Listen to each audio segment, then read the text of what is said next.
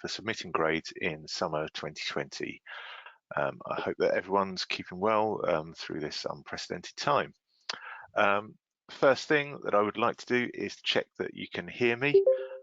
So in your icon bar, you'll have a raise hand icon. If you can hear me, please can you click on this so that I know that you can hear me.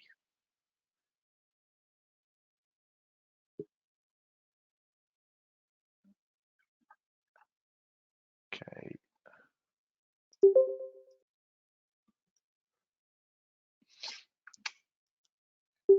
Yeah. Okay, looks like most people have done that. Just going to post a quick message in the chat about that as well. So if you do have any problems with sound at any point, then the first thing to try is logging out and logging back in. I'm just going to lower all the hands now.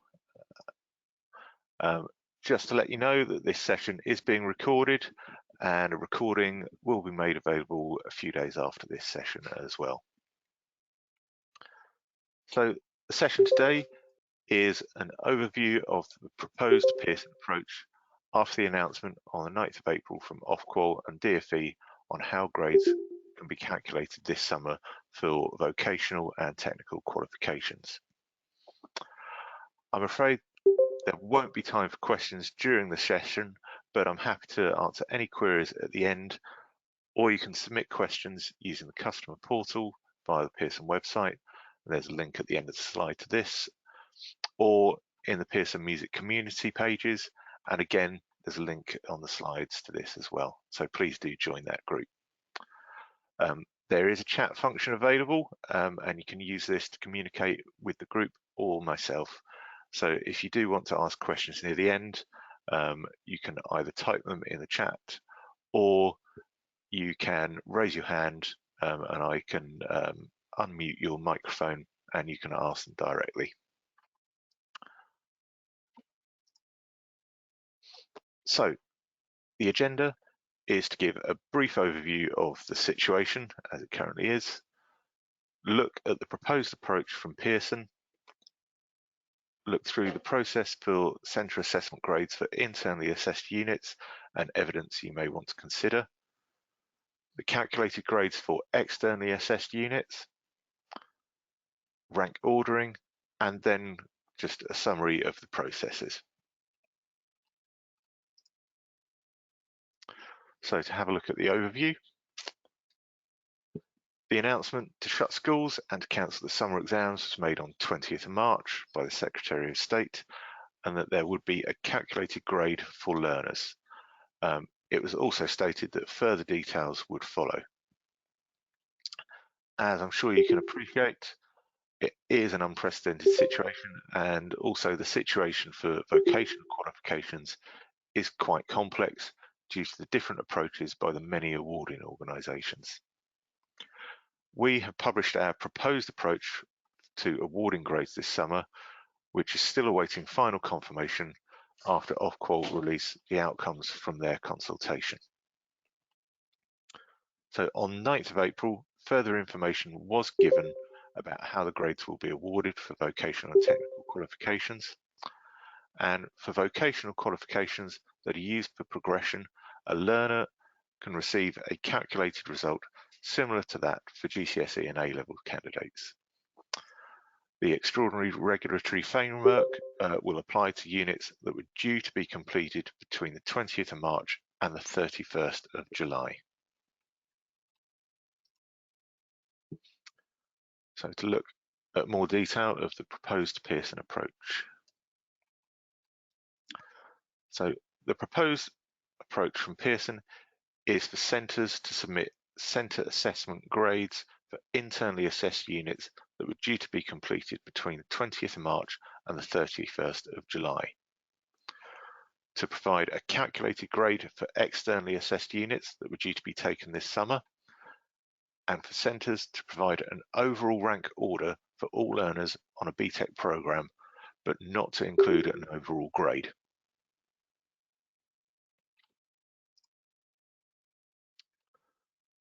We have asked you to submit any completed unit grades via edXL Online or EDI as soon as possible and no later than the 5th of June.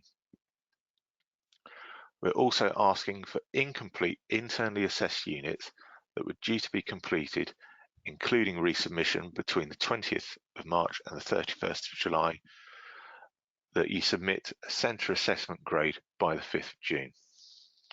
The centre assessment grade is the most likely grade a learner would have achieved if they had completed the assessments for the unit.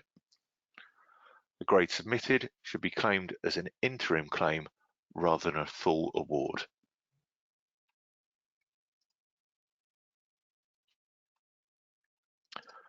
For externally assessed units that were due to be taken this summer, we will not be asking for grades to be submitted. We will be issuing a calculated grade for all learners that are completing. For non-completing learners, we will also be calculating a grade if they had an entry made and they meet a minimum evidence threshold of 25% of the internal assessment for the qualification. And it also includes at least one mandatory unit. If this threshold isn't met, then we can defer the calculation.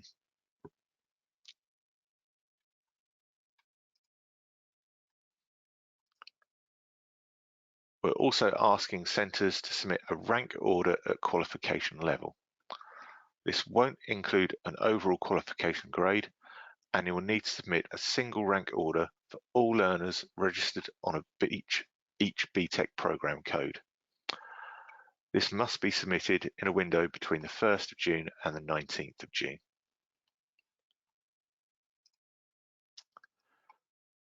We will also carry out some checks and statistical standardization of the centre assessment grades, and this will include things such as the historical performance at centre and overall level. And the one thing that we're also asking is for centre assessment grades and rank order to not be shared with learners, parents or carers, or individuals outside of the centre before results are issued. So to look at centre assessment grades for internally assessed units. Internally assessed units that are eligible for a centre assessment grade must have been planned to be completed by the 31st of July. They may have been started before the 20th of March or have been planned to begin after the 20th of March. Units that are due to be completed in the next academic year are not eligible for a centre assessment grade. In those cases, for non-completing learners, we will be offering more support around this and guidance in the near future. It may be possible that you need to amend your assessment plan to reflect the impact of this on your learners.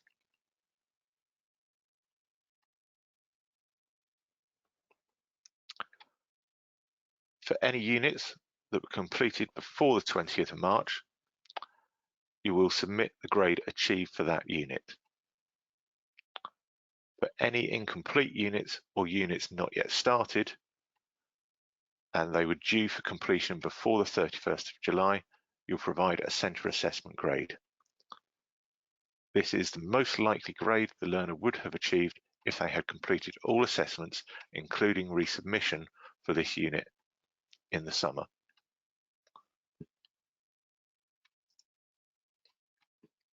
The evidence that you may want to consider when deciding on a centre assessment grade can include any part of the unit that has been assessed, and it can also include any other relevant data and evidence. This could include previous relevant exams or external assessment results. So if a learner has completed a level 2 BTEC that in a relevant related subject, things could be considered there. You may also want to consider results from mock assessments.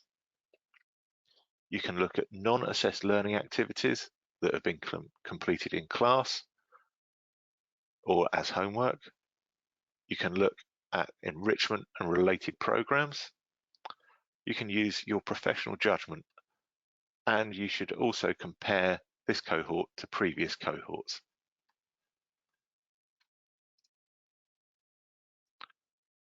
For units that were not yet started, you can also award a centre assessment grade based on the evidence that you hold, and that is a list of the other relevant evidence that we've already gone through.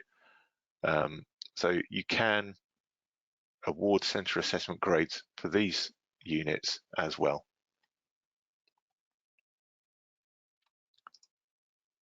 To go through the process for providing centre assessment grades, you'll need to refer to your assessment plan to identify the learners and the units where a centre assessment grade can be applied. You will need to enter any completed unit grades onto Edexcel Online as soon as possible.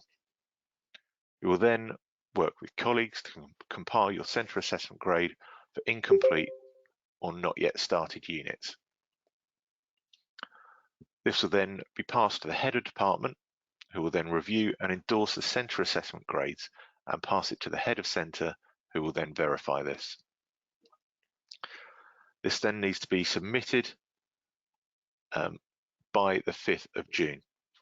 And again, a reminder that you must not share the centre assessment grades with students, parents or carers, or any individuals outside of the centre before the final results have been issued.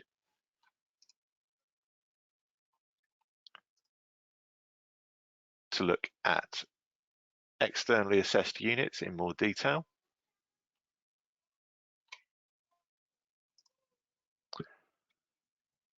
for externally assessed units, completing learners will receive a calculated grade for any external assessments they would entered for this summer.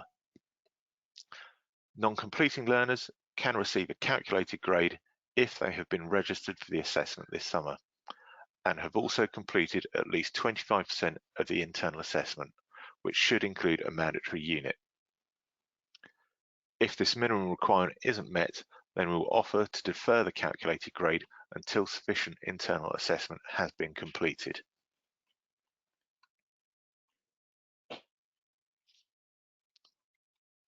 The minimum requirements are shown here for the various different sizes of the qualification. For the BTEC Nationals RQF suite, the certificate and extended certificate require at least one mandatory unit. For the foundation diploma and diploma, there must be at least 2 units completed, one of which must be a mandatory. And for the extended diploma, there must be at least 3 units, and again, one of these must be mandatory. To look at this in more detail and to look at the units that must be completed to provide the calculated grade for the different sizes. For the certificate and extended certificate in music performance, that must include Unit 1, Practical Music Theory and Harmony. For BTEC Nationals in Music Technology, the extended certificate in Sound Engineering must have Unit 2, Sound Recording Techniques. The extended certificate in Digital Music Production must have Unit 3, Music and Sound for Media. The Foundation Diploma in Music Technology has to have at least 2 internally assessed units, one being mandatory, and that could be either Unit 2 or Unit 3, and then one other internally assessed unit. BTEC National Diploma in Music Technology must have at least 2 internally assessed units, one mandatory, and that could come from Unit 1, 2, or 3. And then the Extended Diploma in Music Technology must have at least 3 internally assessed units completed, one being mandatory, and that mandatory unit could come from Unit 1, 2, 3, or 4, and then any other internally assessed units. When we refer to things being completed, we are also including centre assessment grades within that. There's just been a quick question about what about QCF courses. The QCF courses, so the 2010 specifications and the new larger sizes for the BTEC Music wouldn't need these minimum thresholds because they are all internally assessed. So they would have the centre assessment grades rather than needing any minimum thresholds to calculate an external assessed unit result.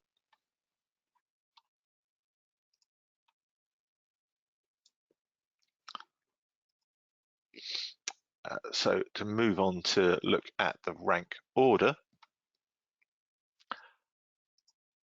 you'll need to provide a rank order at qualification level for your entire cohort on a BTEC program code. And this includes those not completing. So, for example, first year learners on a 2-year program.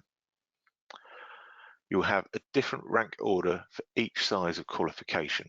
So, for example, you'll have one rank order list for the extended certificate and another rank order list for the diploma if you deliver 2 different sizes of qualification. Your rank order will order learners in numerical order, with 1 being the highest achieving downwards. And you are also not allowed to have ties within the rank order. Just had a quick question. I'm just going to have a quick look at this before moving on. Calculate grades for year 12 if they were due to complete an external unit this summer, but still opt to retake next year. Calculated grade. Yes, so if a year 12 learner was entered for an external unit this summer, they can receive the calculated grade. They can then also be entered in the next exam series for that. We are still awaiting confirmation from Ofqual if the calculated grade does count as an attempt for the external assessment, and we'll update centres as soon as we have news around that. And to confirm, we rank year 12 and 13 together, even if year 12 have only done 1 or 2 units and year 13 have completed. Yes, that's correct. So they are ranked together if they are on the same program code. So if you have learners all registered on the extended certificate in music performance in year 12 and year 13, that would be 1 rank order for that entire cohort.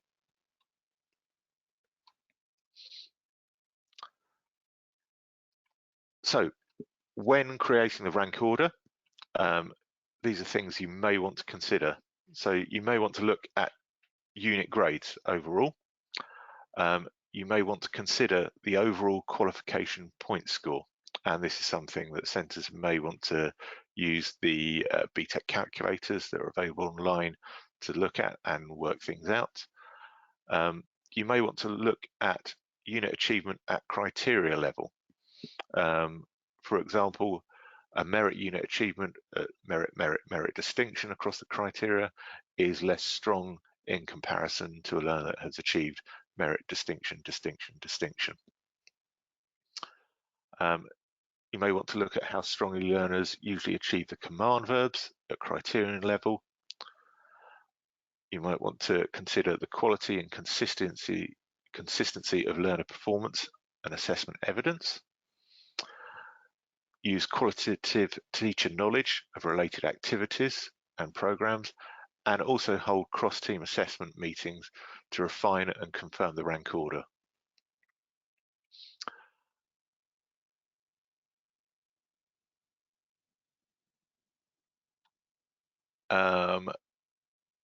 Just a couple more questions have come in that are relevant to this section. Do we still rank them if year 12 have not completed unit 1, so can't qualify for a calculated grade? Yes, so it's all learners that are registered on the programme should be included in the rank order. Can I clarify? My year 12 are working towards the extended certificate. They've been entered for unit 3 on song performance, but they can only be given a grade by the exam board if they completed unit 1. So we can only calculate the grade for unit 3 in this instance if they have completed or received the centre assessment grade for unit 1. If they haven't done that this summer, we will defer the calculation for when that data becomes available. So most likely scenario with that would be next summer. But you should also be able to enter those learners to have a resit for Unit 3 as well next summer, and the best grade that they achieve from either the sitting of the assessment or the calculated grade would be used to work out their overall qualification. Someone's asked if they will get a copy of this presentation. There is a copy of the slides in the materials section to download. In large cohorts, how can we do this across year groups without the same data from different year groups and different teachers? So we can't compare MMMD and MDDD, as it could be comparing MM against MMDM. So in large cohorts, we would be recommending that you do hold cross-team assessment meetings to refine and confirm the rank order overall. So you are getting a holistic picture of your entire cohort and deciding on where learners will sit against each other.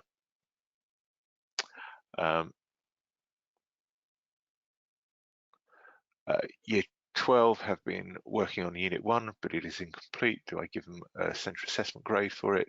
So they can be given a calculated grade for Unit 3. That would depend on what your assessment plan says. If it is planned to be completed by the 31st of July this year, they can receive a central assessment grade for that unit.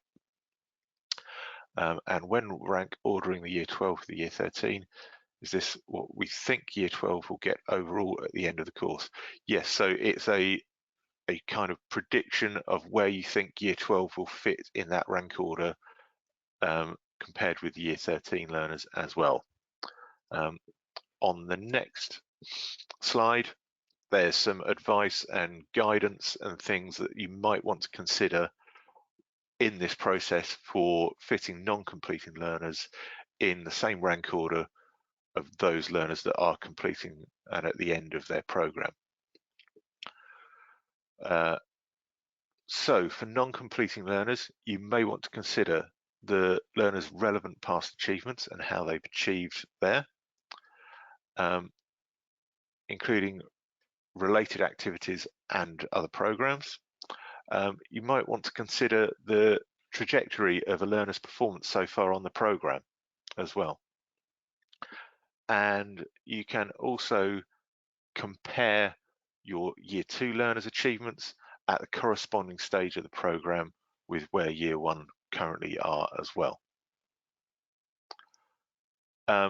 You may also want to reflect on previous cohorts' achievements at this point and their final outcome as well. So you may need to do some reflection on how learners have achieved it near the end of Year 1 and how they have progressed and achieved at the end of Year 2 as at the end of the program. But we'd also like to assure you that the rank order that you submit for any non-completing learners won't impact on their results at the end of program, and it won't be carried forward into next year when you claim their overall qualification.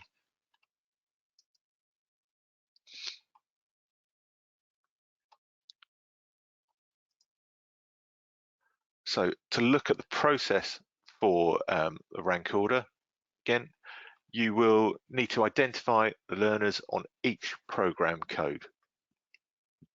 You can then work with colleagues delivering the course to rank order your learners. You'll then pass the rank order to the head of department, who will review and verify the rank order, who will then pass it to the head of centre, who again will review and verify the rank order. and then this is submitted in a window between the 1st of June and the 19th of June. You're not allowed to share the rank order of learners with learners, parents or carers, or anyone outside of the centre. Someone's just asked about just repeating about carrying over into year 13. So I've got a response here just to sort of reply to that. So the rank order needs to be included for both completing and non-completing learners for our quality assurance processes. The statistical data generated through ranking supports a holistic view of learners' achievement and performance, as well as supporting the generation of external assessment outcomes where required. But please be reassured that the rank order submitted for Year 1 learners will not carry forward into their second year when they progress. So it wouldn't be used when you claim their overall qualification.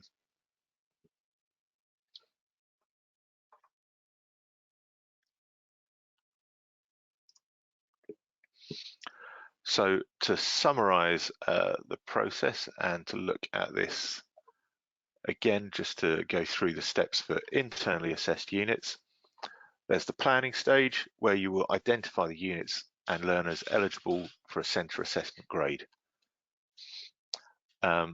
First step is to then provide and input the grades for any completed internally assessed units. You'll then prepare the centre assessment grades for any incomplete internally assessed units that were due to be completed by the 31st of July.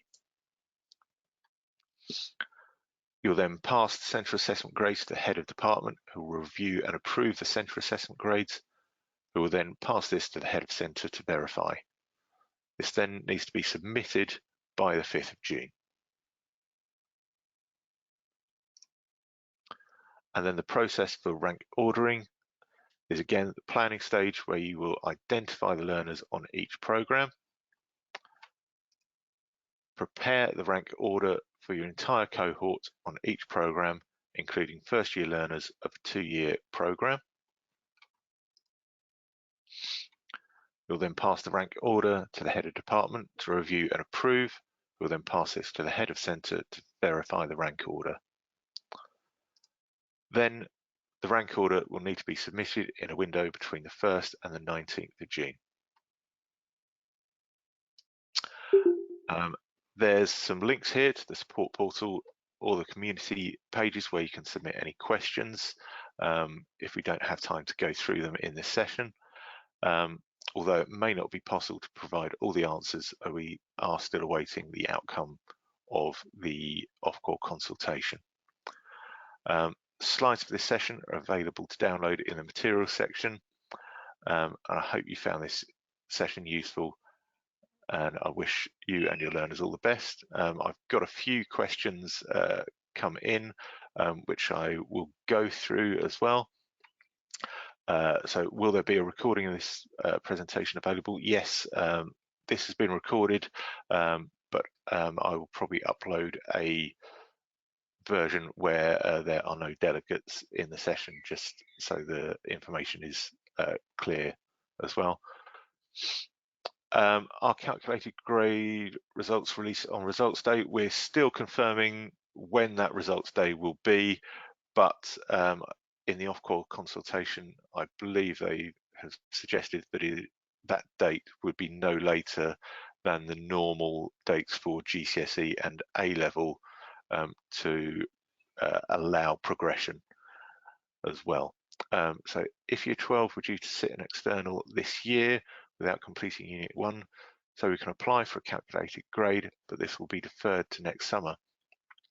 How are we supposed to know whether or not they would need to resit if the grades are deferred until the summer? That is really confusing me. Unfortunately, you won't know what that grade will be until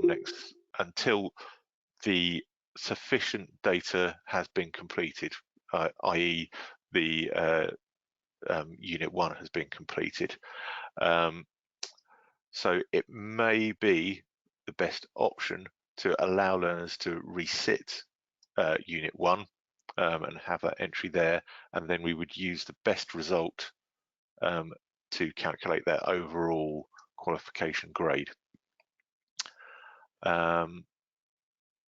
So if we have Year 12 entered for Unit 2 and 3 exam session, can they not have calculated grade if they've not completed Unit 1? So if they haven't completed the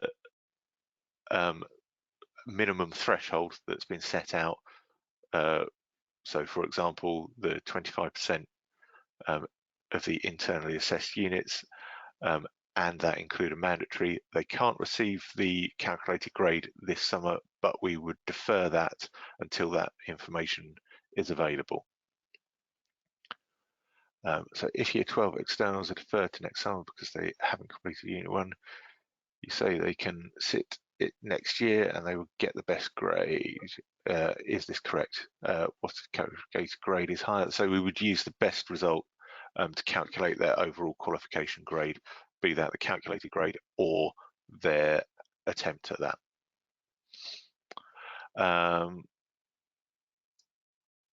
So Year 12 completed the first assignment of Unit 1 before lockdown.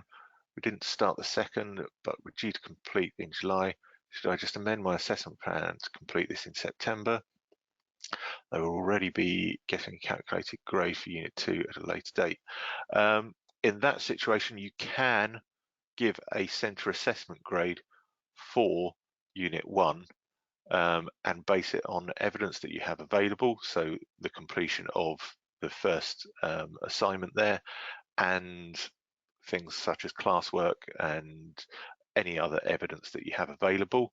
So you could, instead of carrying that over into the new year and having that assessment looming and moving the assessment plan around, you can give that centre assessment grade, and that, if you did that, that would also generate the calculated grade for the Unit 2 that they would be due to sit this summer as well. Or you can choose to change your assessment plan and amend that and have learners complete the full assignments in the next academic year. But again, that would then defer the calculated grade for Unit 2. Can you please clarify what the predicted grade for Year 12 is being used for? I don't really understand what your answer was to Helen's question, and therefore why we're being asked to create it if, as you say, it won't be used at the end of their course.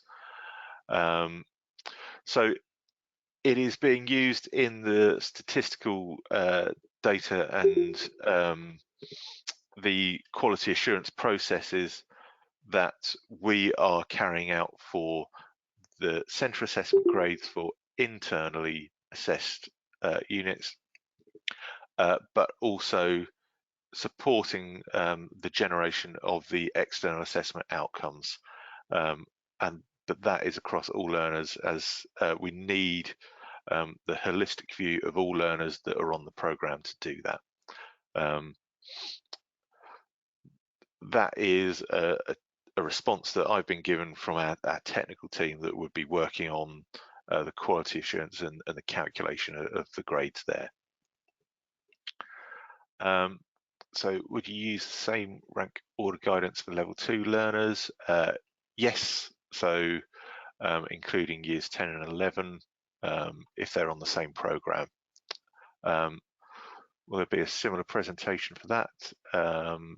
Yes, I'm running a session later today for the Tech Award, and there is one for the first award tomorrow at 11 AM as well. The information is very much the same. There's just obviously the little differences around the minimum requirements and what units and components that would apply to. So it's exactly the same processes for level 2 learners there.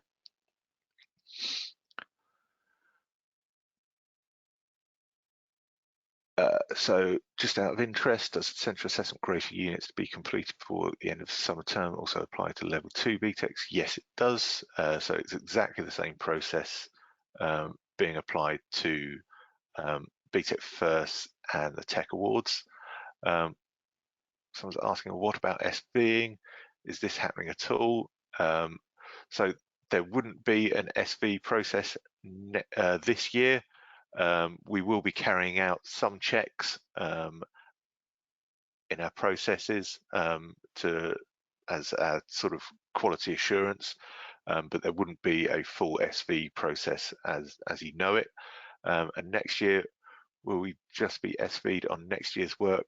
So not the internal incompleted, but claimed grades.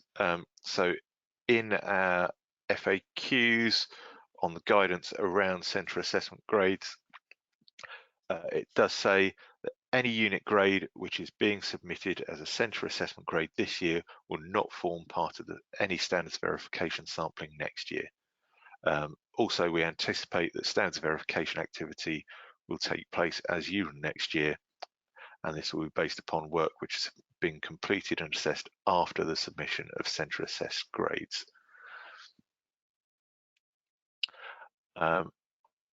Should we be looking to move incompleted mandatory units to year 2 if possible? That would depend on your assessment plan and also thinking about how you would fit this in next year, depending on what other units you have planned and how that fits in with your learners. As I said, it is possible for them to receive the calculated grade, but if the minimum threshold hasn't been achieved, that would be a deferred calculation. Year 12 students started a unit but not completed assignments. It was meant to be completed in July. Would you recommend doing central assessment grade instead of trying to do the unit next year and having complete 4 units instead of 3? So it could receive a central assessment grade. It would come down to how confident you are in terms of the evidence that you hold and how confident you are that giving the central assessment grade for that unit for those learners. If you hold lots of classwork or knowledge about the classwork that they've completed, then you can supply a central assessment grade for that. QCF would still require a rank order, yes, at an overall level for each program code, because that rank order is also applying to the statistical process for checking the centre assessment grades for internally assessed units as well. Do we just rank order the whole cohort rather than individual grades? So yes, it is for the whole cohort, 1 down to X in terms of how many learners you have. You wouldn't need to split that up in terms of the qualification grade at all.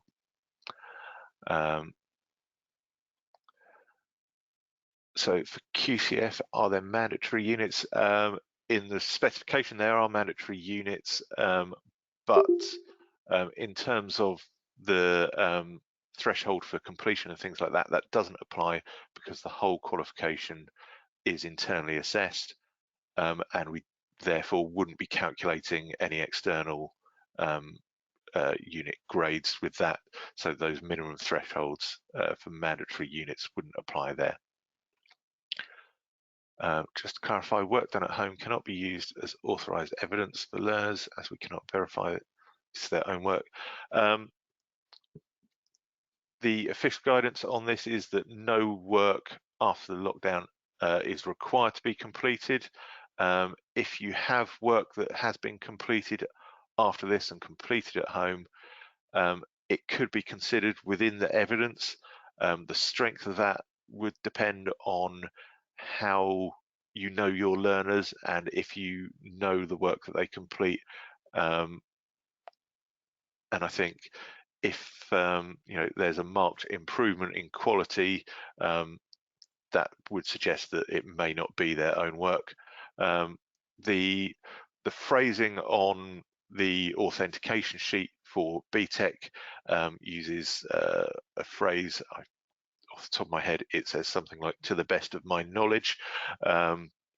So that does allow you to use, your judgment about the student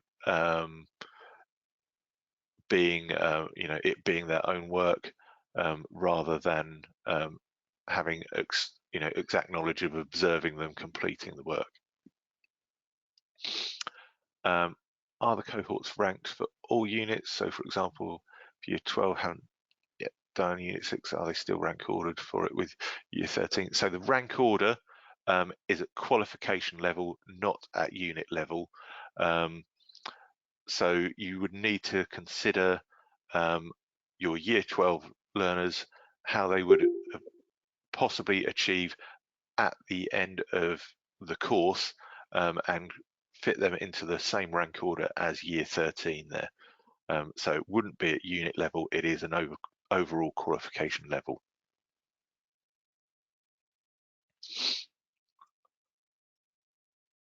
Okay, hopefully that's answered all your questions. There doesn't seem to be any more coming in. So once more, there are links there in the presentation to the support portal if you have any further questions, and the music community pages where you can submit questions and find useful information. Hope you have found this useful, and once again, I just wish you and your learners all the best.